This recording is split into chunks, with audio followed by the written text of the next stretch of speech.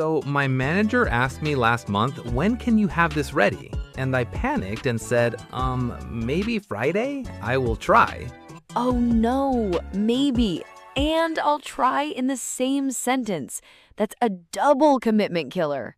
Right? And the worst part, I actually finished it Wednesday. But because I said maybe Friday, my manager assumed I was struggling. She started checking on me every day. And here's the thing. Deadline language is mostly about confidence and clarity. Today, we're going to walk through 4 moments: setting, updating, extending, missing, with the exact phrases that make you sound in control. Welcome back to Say It in English. I'm Tom. And I'm Lexi. And if you're new here, welcome. This podcast is for anyone learning business English. Whether you're at an A2 level, just getting started in a workplace, or you're at B2 and you want to sound more natural and confident. We don't do textbook English here. We do real English, the kind people actually use in meetings, emails, and Slack messages, the kind that makes your manager trust you. Exactly. And today's episode is one I genuinely wish existed when I started working. We're talking about deadlines, specifically how to talk about them in English without sounding unsure, panicked, or avoidant. 4 situations, real phrases, and a clear explanation of why some phrases work and some really don't. And I promise, by the end of this episode, you'll never say, maybe Friday I will try again. Ouch, still painful. Okay, let's get into it. Block 1, setting a deadline. This is when someone asks you, when can you have this ready? And you need to give them a real answer. Right. This is the first moment where most learners freeze because they're still thinking. They don't know exactly when, and so they fill the silence with vague words. Which is exactly what I did. So let me show you what the weak version sounds like. And yes, I'm playing the weak side here. My pleasure. So here we go. I'll have it, maybe by the end of the week, I think. Okay, so what's wrong with that? Let's break it down. Maybe tells your manager nothing. End of the week, does that mean Friday at 9 a.m., Friday at midnight? And I think that's the killer. It signals that you don't have control of the task. Even if you totally do. Even if you totally do. So here are 2 strong alternatives. Ready? First one, I'll have it ready by end of day Thursday. That's it. Specific day, specific time of day, clean commitment. Short and confident. Exactly. And here's the second one. It's a little longer, but it's great because it also sets expectations. You can expect a first draft by Wednesday afternoon. I'll flag if anything slows it down. Okay, I like that second one. I'll flag if anything slows it down. That's smart. You're basically telling them, I've got this, and I'll tell you if I don't. Exactly. Here's the trick. The strong versions always do 2 things. 1, they include a specific time. Not soon, not end of week, a real day, a real time. 2, they show that you are the person managing the task, not the task managing you. That's a good way to put it. Managing the task, not being managed by it. Okay, listeners, repeat after me in your head. I'll have it ready by end of day Thursday. Say it with confidence. Good. Let's move to block 2. Block 2, the on-track update. So you've set your deadline, things are going well, and your manager asks, how's it going? Or where are we on this? This sounds easy, but a lot of people mess it up. Okay, Lexi, your turn on the weak side. Yeah, it's fine. I think it'll be okay. Yikes. And honestly, I've heard that in real meetings, even from experienced people. So the strong versions. Number 1, we're on track to hit Friday. I'll send the final update tomorrow morning. Clear, specific, and it gives your manager a next touch point. Yes. And number 2, everything's moving as planned. No blockers on my side. Short, clean, powerful. No blockers is a great professional phrase. It means nothing is stopping you. And that phrase, no blockers on my side, it's really common in tech and project management, but you can use it in almost any professional environment. It immediately sounds like you know what you're doing. Right, and notice the difference. The weak version, it's fine, I think it'll be okay, that gives your manager zero information. The strong versions give information, actual data, on track, Friday, final update tomorrow. That's the key insight with on-track updates. Reassurance without information feels hollow. Information is the reassurance. When you tell your manager exactly where you are and what's coming next, that's what builds trust. Yeah, it's not about saying don't worry, it's about giving them a reason not to worry. Okay, wait, hold on. I have to ask something because I know our listeners are thinking this too. Go for it.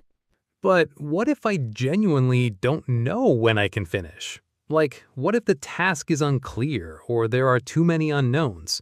Don't I have to say maybe? Great question. And the answer is no, you don't have to say maybe. Give a range instead.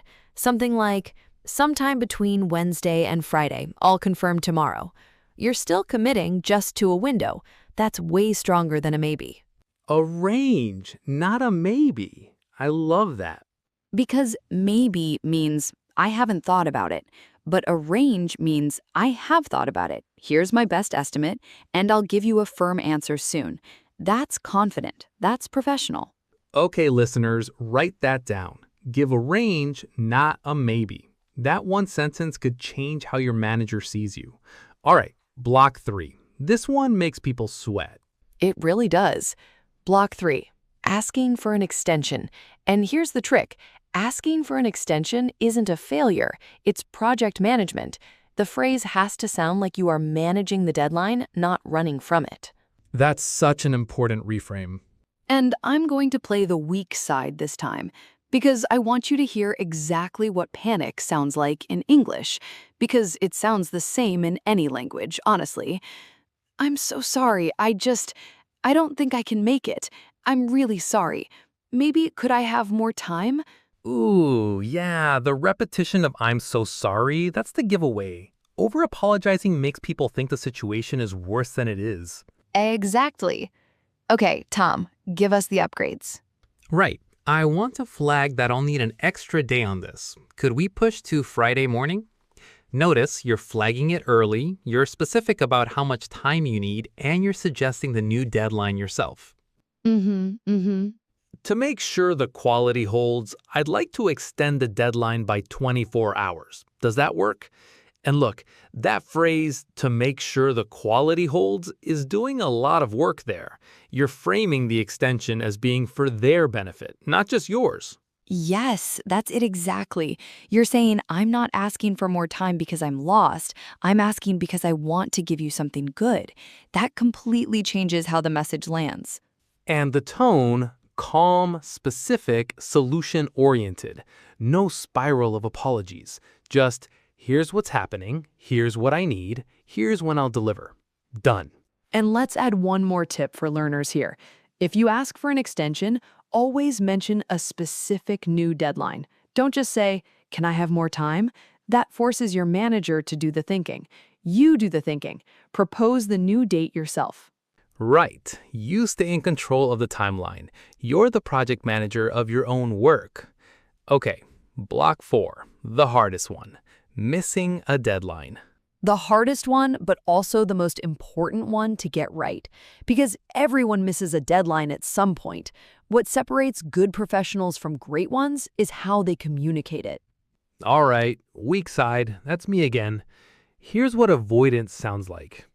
Hey, so the thing is, it's a bit complicated. I've been really busy. Oh, the trail off. The classic trail off. It's a bit complicated. That phrase actually creates more anxiety than the missed deadline itself, because now your manager is imagining all kinds of things.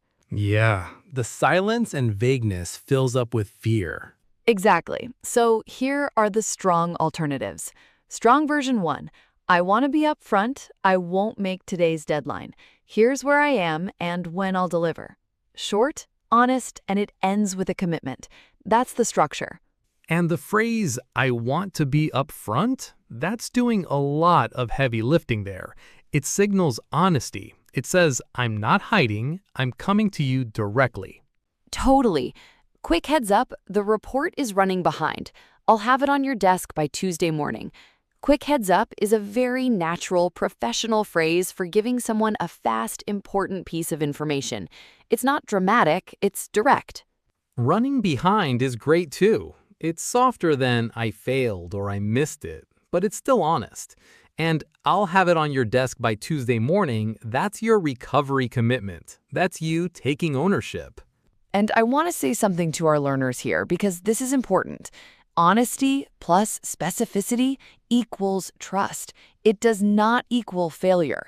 When you tell someone, here's the problem and here's exactly when I'll fix it, that's a person people want to work with.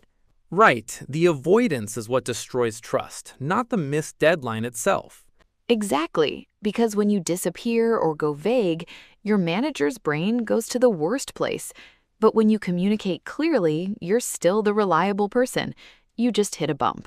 All right, so we've done all 4 blocks: setting, updating, extending, missing. Lexi, you want to bring it all together? Yes. So here's the thing. And once you start hearing it, you'll notice it everywhere. Every single strong phrase we gave you today follows the same 3-part pattern. Part 1, what you are doing. Part 2, when it will be done.